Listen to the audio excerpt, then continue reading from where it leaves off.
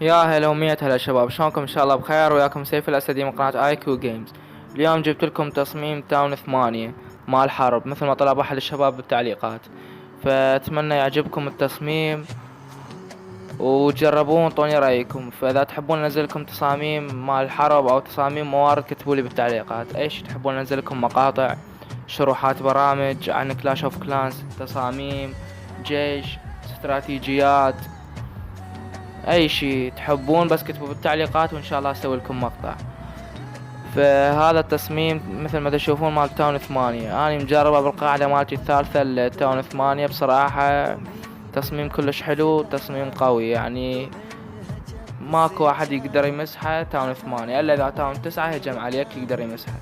بس تاون 8 اذا هجم هوك فالقاعدة بيها هواي فراغات وبيها 2 جاينت بومب فيطير الهوك، واذا هجم تنانين فراح يشطح الجيش عنده، يشطحون التنانين لان قاعدة يعني مدورة فما يقدرون يجيبون 3 نجوم.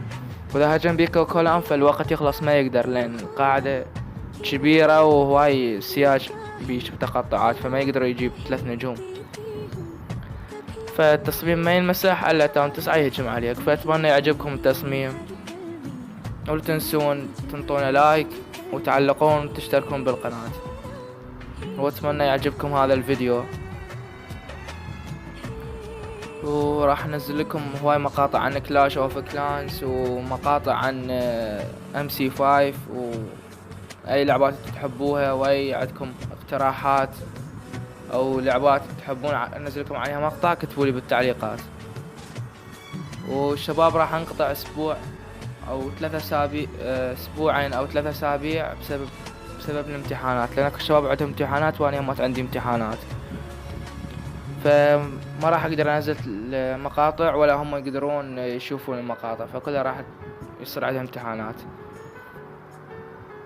فمثل ما تشوفون هذا التصميم راح ينتهي واتمنى يعجبكم. فلا تنسونا باللايك وبالاشتراك وبالتعليق. باي شباب.